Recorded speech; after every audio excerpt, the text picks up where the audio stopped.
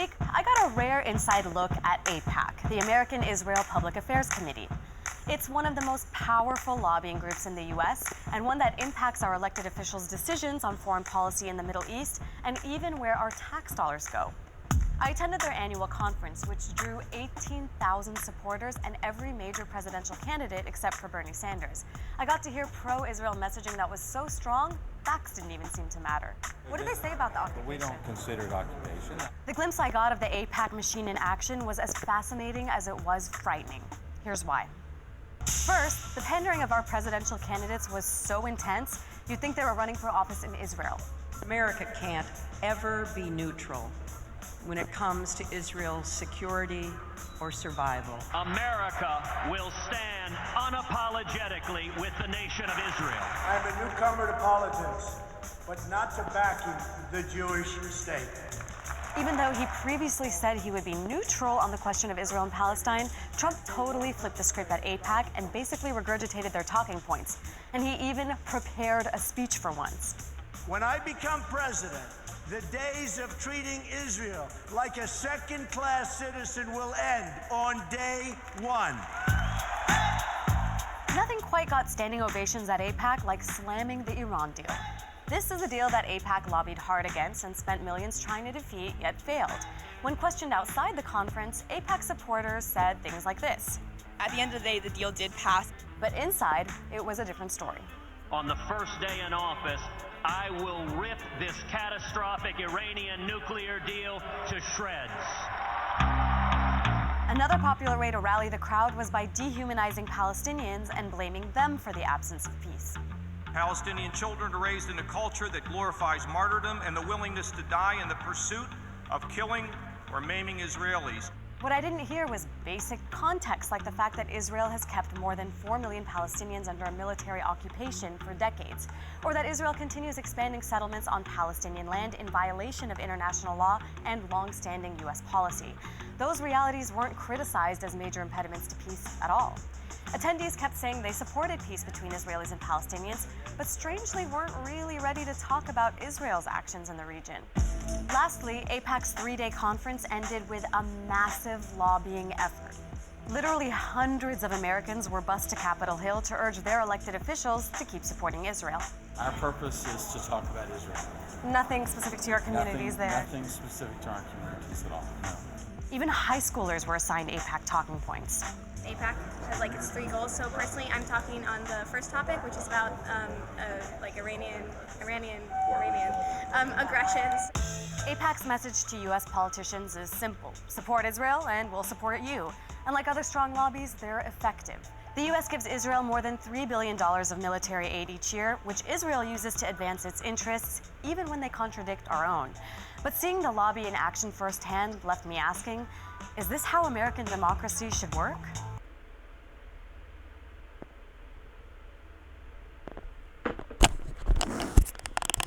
Shalom.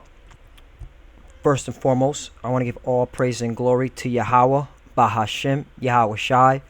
Double honors to the apostles of Great Millstone, and salutation to the Yakim out there pushing this truth and sincerity throughout the 4 corners of the earth. All right, what you just saw is pretty much the game that is rigged in this world, that these so-called Jews, these I call them rats, you call them Jewish Zionists, all right? Jewish Zionists, that's the terms they call them. They run the show, okay? They control America. They control many nations. And mainly here in America, they lobby and they put their interests above the interests of America and you stupid peons that still go out and vote, all right? So, so let's get into an article, and then I'm going to divert. But just to prove that these so-called Jewish people are running the show, okay, this is an article from CBSNews.com. Says U.S.-Israel signed a new $38 billion military aid deal, the biggest ever, all right? And it says the United States and Israel have signed a new aid deal that will give the Israeli military $38 billion over the course of 10 years. It's the largest such agreement the U.S. has ever had with any country. All right, because why is the United States doing that? Because they want to protect that land which they stole, okay, from us. All right, and they want to keep them fake rats, okay, and them fake they're really them fake Jews who are the Amalekites according to the Bible, okay, in that land. All right. So but let's get into some history. Because you know, in the biblical sense, Israel had always a problem with these fake Jews. Okay, these fake Jews are known as the Amalekites. So let me get into a scripture. This is Exodus 17 and 14. I'm going to go to 16. It says, "And the Lord said unto Moses, Write this for memorial in a book, and rehearse it in the ears of Joshua, for I will utterly put out the remembrance of Amalek from under heaven." Right, because these so-called Jews, man, okay, all right, these so-called, this fake gutter rat Amalekite, okay, all right, they're going to be wiped out, okay, when the Lord gets done with them, all right, because they have always had a problem with us tribes, so you so-called Black, Hispanics, and Native Americans, all right. So let's get into another news article just to prove once again these so-called Jews, the Amalekites, run the show. They run America. This is from New York Daily News. This is Hillary Clinton. Okay. I'm just going to scroll up just to show you the point. Says Saudis Blackwater among top donors to Clinton Foundation. Yeah, this is when that whole Clinton Foundation scandal. But I want to get to these Amalekites. All right, and I highlighted it so you can read it for yourself. It says Harold Snyder, director for Teva Pharmaceutical Industries, the largest drug company in Israel. His son J.T. Snyder serves on the U.S. Advisory Commission on Public Diplomacy, which oversees State Department activities, and served as senior U.S. advisor to the United Nations, where he worked on international trade and poverty.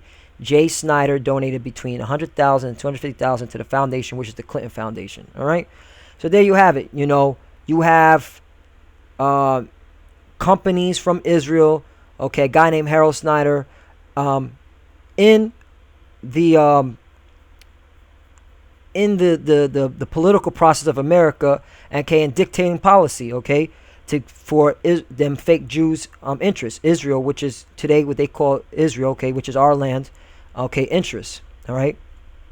Now let's get back to more of our history, because the Lord said this. For he said, because this is Exodus 17:16. For he said, because the Lord has sworn that the Lord will have war with Amalek from generation to generation.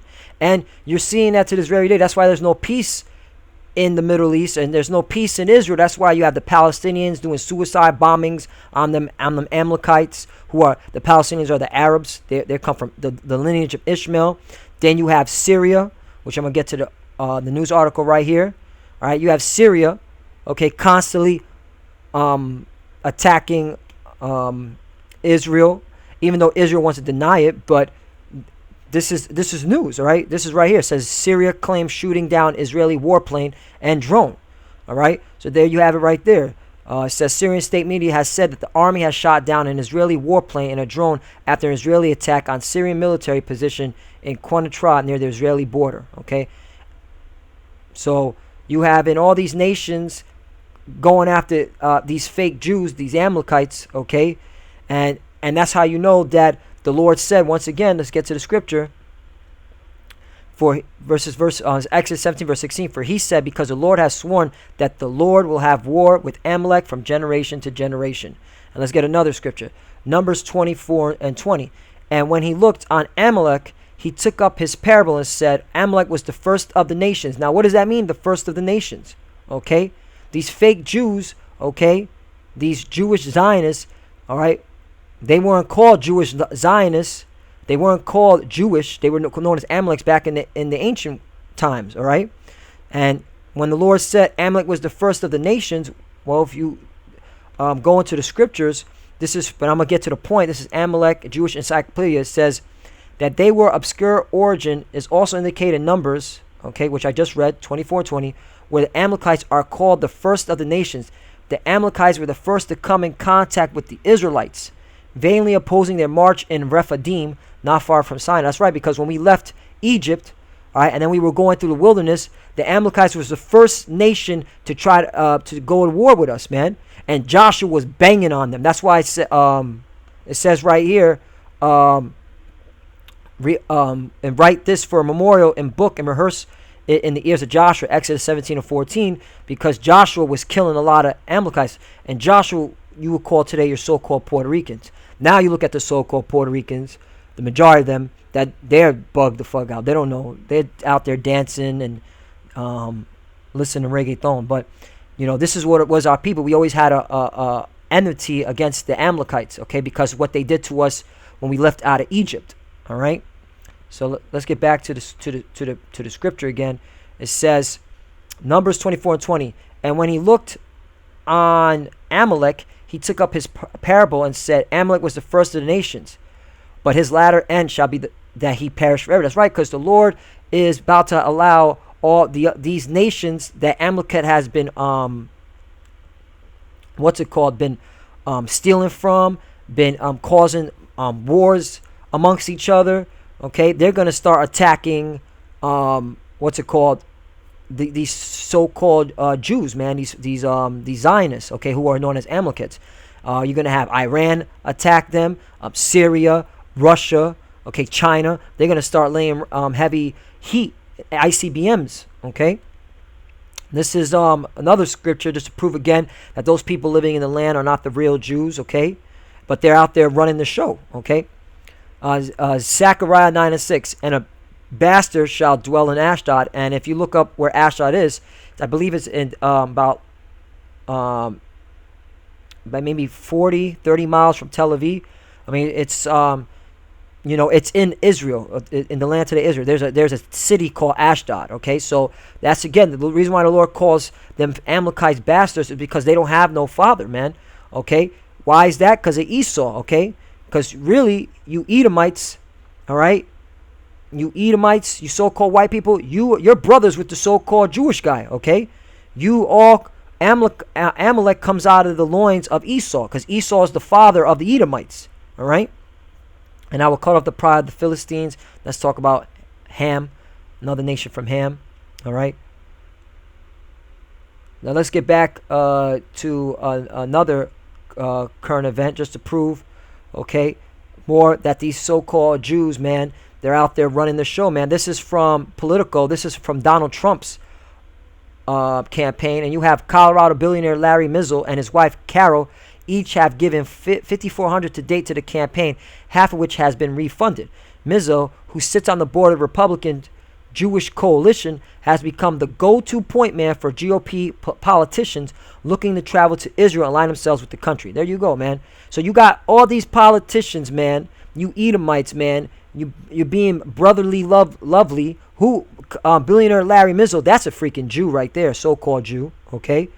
Being cozying up with Amalekites, okay? So y'all brethren, man, whether you like it or not. Now you got your six-pack Joe Edomite, okay, who's like a KK member or a white supremacist. He's like, oh, I hate the Jews, but you're an idiot because those are your brethren, man. That's the sad part. You don't even know your lineage. You might as well just join hand in hand with your brethren, man, because them Amalekites, man. They the ones running y'all, whether you like it or not. They running the show, man. All right. So let's get down to now. Why is this all happening? Why is it that the AIPAC and all that? Okay, because the Lord's setting it up. Okay, for the end. Okay, because this is prophecy. Okay, because in the time of the Lord's judgment, you are going to have a heathen nation in our land. So this is Ezekiel 7 and 2. Also, thou son of man, thus saith the Lord power, unto the land of Israel. Notice it said the land of Israel, not the Israelites, the land of Israel. And the end has come upon the four corners of the land. That's right. Because there's going to be a time where you so-called you so-called Jews who are gutter rats, who are the Amalekites, the Lord's going to put an end to your existence, going to put an end to your power structure, okay? You Rothschilds, you Rockefellers, you DuPonts, all you Gettys, all you so-called claim to be Jewish and all that nonsense. The Lord's going to put an end to your rulership, okay? Why? Ezekiel 35 and 10. Because thou hast said, these two nations, Now that's talking about the northern and southern kingdom, okay, you so-called blacks, Hispanics, and Native Americans. And these two countries, okay, which is the land of Israel, shall be mine and will possess it, whereas the Lord was there. All right, that's right, because what you're saying is this is our land now.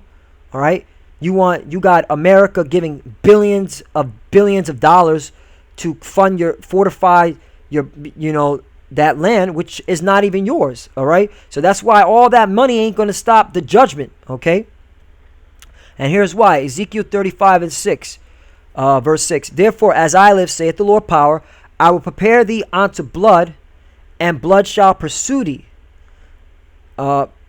Sith thou hast not hated blood, even blood shall pursue thee. That's right, because the Lord is getting ready to judge you heathens, man. Especially you Amalekites, man. And this is the verse talking about Edom, Idumea. All right, and that's not even a scripture I wanted, but that's beautiful because that's what's coming to the land of Israel, the land of Israel, not the Israelites, which is us. It's going to be the land of Israel that the Lord is going to judge. I'm going to destroy. All right, and in fact, I do believe Ezekiel 36 just referenced the point too. Lord willing, this doesn't break apart. Just bear with me one moment. All right. Ezekiel 36. I just want to get to the point. 36. Just bear with me, Akim.